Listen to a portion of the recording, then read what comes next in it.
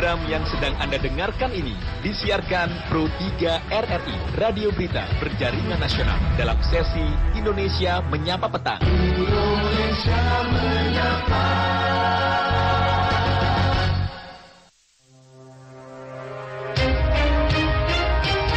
Reporter kami dari berbagai daerah nanti akan menyampaikan bagaimana perkembangan terkini dari daerah mereka masing-masing, di mana dilaporkan juga relawan Palang Merah Indonesia tetap menjadi garda terdepan di tengah masa pandemi. Hari ini diwujudkan pembuktiannya dengan kepercayaan publik di mana seluruh staf dan relawannya ikut rapid test. Nanti akan dilaporkan reporter kami dari berbagai daerah ya soal informasi ini dari Bukit Tinggi. Sementara itu, lapor COVID-19 mencatat sebanyak 1.459 tenaga kesehatan di Indonesia meninggal akibat virus corona.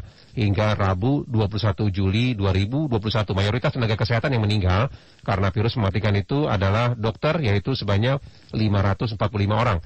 453 perawat juga tercatat meninggal akibat COVID, kemudian ada 235 bidan yang juga meninggal karena terpapar COVID. Apoteker yang meninggal akibat COVID ada 47 orang, kemudian 46 dokter gigi, ada 43 ahli tenaga laboratorium medis yang meninggal juga karena COVID, kemudian petugas rekam radiologi dan tenaga sanitarian yang meninggal karena COVID masing-masing 9 orang dan 5 orang, terapis gigi, tenaga elektromedik, kemudian tenaga farmasi dan petugas ambulan yang meninggal karena COVID yaitu sebanyak 3, kemudian 2 epidemiolog juga meninggal karena COVID-19, 1 fisikawan medik, dan entomolog juga meninggal karena COVID. Sedangkan ada 60 kematian akibat COVID yang berasal dari tenaga kesehatan lainnya.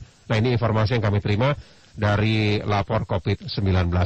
Nah, kita menuju ke Bukit Tinggi, di mana relawan Palang Merah Indonesia tetap menjadi garda terdepan dan mereka buktikan hari ini dengan seluruh staf dan relawannya ikut rapid test. Berikut laporan selengkapnya disampaikan Ahmad Ihsan. Ahmad. Baik, selamat petang para pendengar sebangsa dan setanah air. Memang benar informasi yang kami himpun hari ini dari relawan Palang Merah Indonesia yang merupakan salah satu garda terdepan dalam antisipasi dan juga penanganan COVID-19 dikarenakan aktivitasnya yang tetap berlangsung di tengah situasi dan kondisi apapun. Dan perlu disikapi upaya dalam pencegahan dari lini ini karena begitu eratnya PMI dengan masyarakat kalau terpapar tentu akan berdampak untuk hal-hal yang tidak diinginkan. Dan diketahui seluruh staf dan relawan PMI Kota Bukit Tinggi hari menjalani pemeriksaan rapid test antigen, dan ini bukan didasari dengan adanya relawan yang terpapar pandemi COVID-19, tapi bentuk pembuktian dan kepercayaan kepada publik bahwasanya personel PMI itu memang terbebas dari virus corona.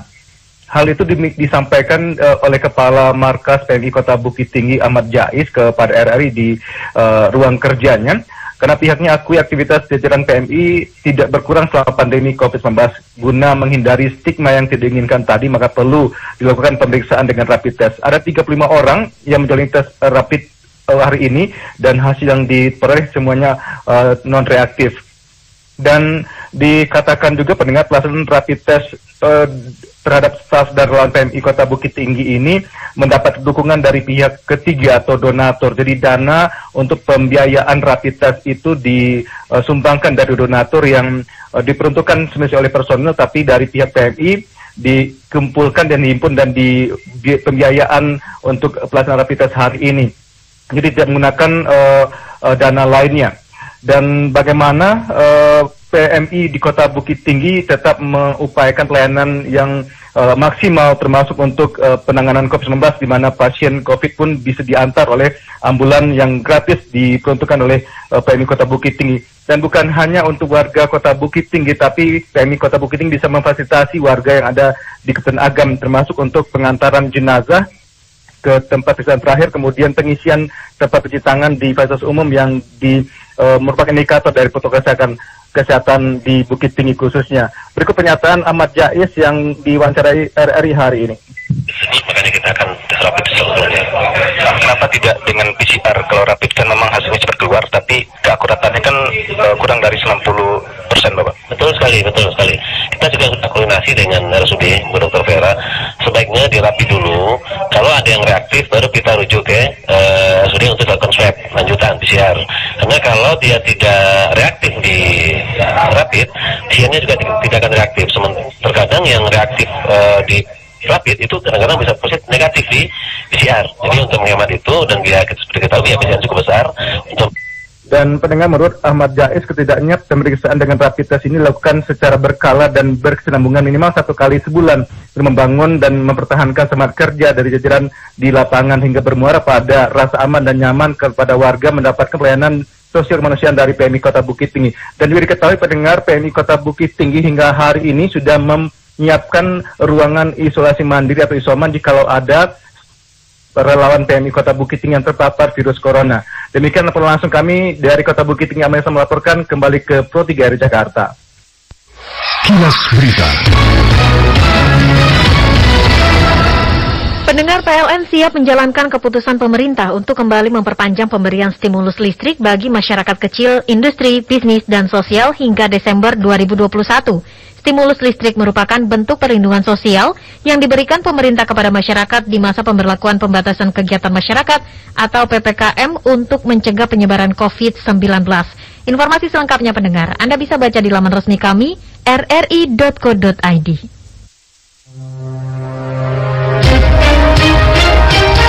Forkompinda Jawa Timur memberikan sejumlah bantuan sosial bagi warga Jombang, khususnya kelompok lanjut usia yang terdampak pandemi COVID-19. Berikut laporan Anik Asana. Anik. Forkompinda Jawa Timur membagikan bantuan sosial atau bansos bagi warga Desa Tawangsari, Kecamatan Sengon, Kabupaten Jombang. Bansos tersebut diharapkan bisa meringankan beban warga yang terdampak pandemi COVID-19. Bansos tersebut berasal dari pemerintah Provinsi Jawa Timur, Pemprov Jatim, Kepolisian Daerah Jawa Timur, Polda Jatim, serta Kodam 5 Brawijaya. Tampak Gubernur Jatim Khofifah Indar Parawansa, Kapolda Jatim Irjen Pol Niko Afinta, dan Pangdam 5 Brawijaya Maijen TNI Suharyanto memberikan bansos bagi warga di sela kunjungan kerjanya di Jombang. Gubernur perempuan pertama di Jatim ini dengan sabar satu persatu mendatangi warga yang terdampak pandemi COVID-19, khususnya adalah para lanjut usia atau lansia, salah satunya kepada Nenek Sunarti. Oh, sampun. Boten mriko. Masyaallah. Kudu